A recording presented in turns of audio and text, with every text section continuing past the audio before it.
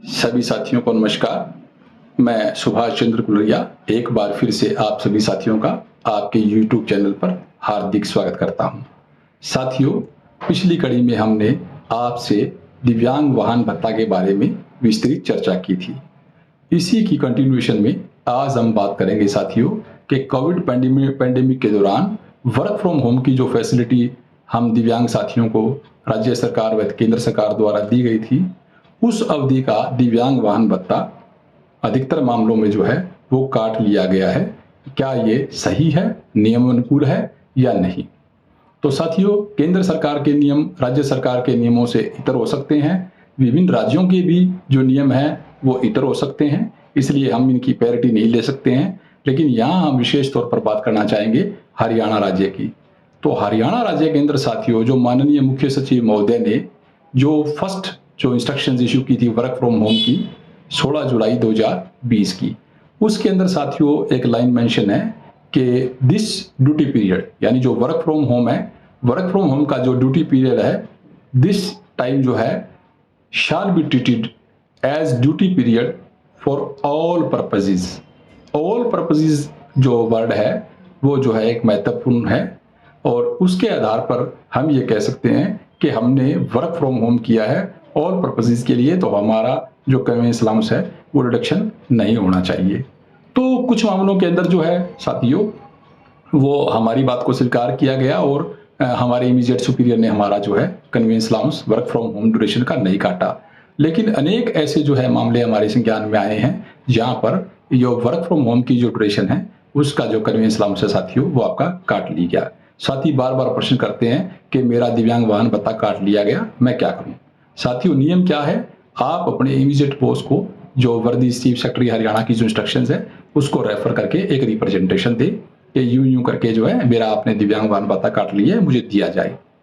उसके बावजूद भी जो है वो इमीडिएट बॉस जो सुपीरियर आपके वो दिव्यांग वाहन भत्ता नहीं देते हैं, और सामान्य ये परिभाषा दिखाते हैं कि जो कन्वीनियंस अलाउंस है वो आपका घर से स्कूल यानी ड्यूटी प्लेस और ड्यूटी प्लेस से घर आने का जो है वो अलाउंस है। जब आप वर्क फ्रॉम होम कर रहे हैं, आप ड्यूटी प्लेस पे आ ही नहीं रहे हैं, तो आपको दिव्यांग वाहन भत्ता किस आधार पर दिया जाए? Means you are not entitled for driving convenience allowance during the timing of work from home. उनका ये रिस्पॉन्स होता है साथियों। तो साथी पहली बात तो प्रतिवेदन ही नहीं करते हैं, और यदि प्रतिवेदन करते हैं तो उस पर जब कोई प्रतिक्रिया नहीं होती है तो फिर दोबारा हमारे पास प्रश्न आते हैं कि मैंने तो लिख के दे दिया जी, मेरा तो जारी नहीं किया जी, मैंने तो 2 बार लिख के दे दिया जी। साथियों, आपका मंच केवल और केवल आपको परामर्श दे सकता है। आपको नियमानुसार आपकी ग्रीवेंसेस की जो कार्रवाई है वो स्वयं ही करनी होगी, क्योंकि यूनिफॉर्म ऐसा नहीं हो सकता, क्योंकि यूनिफॉर्म तब होगा जब सबका काट लिया गया हो।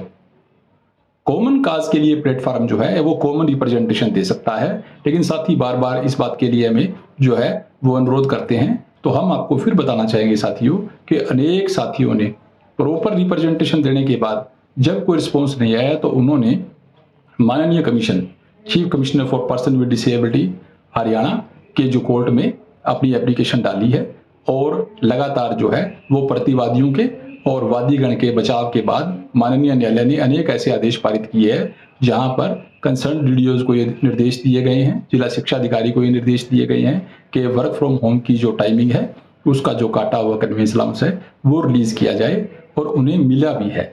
और अनेक मामलों में कंसर्न अथॉरिटी जहां पर अथॉरिटी ने कमीशंस के इंस्ट्रक्शंस को भी फॉलो अप नहीं किया है टाइमली, उन्हें पेनल्टी भी फेस करनी पड़ी है।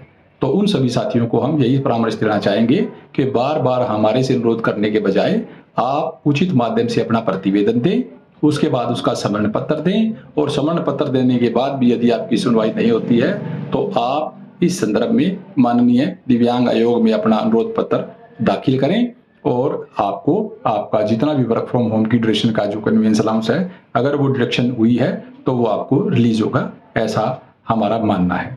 तो साथियों, मुझे लगता है इस बारे में आपका जो क्वेरी है वो बिल्कुल क्लियर हो गई है, और साथ ही बनती हुई कार्रवाई करेंगे। तो आज की वीडियो में साथी इतनी ही बात करेंगे, और जुड़े रहिए। आने वाले एपिसोड में हम डिसेबिलिटी राइट प्रोटेक्शन के बारे में समय समय पर आपके मंच द्वारा किए गए प्रयासों की ताज़ा अपडेट्स शेयर करते रहेंगे। बहुत बहुत धन्यवाद साथियों। जय उमंग, जय दिव्यांग अधिकार।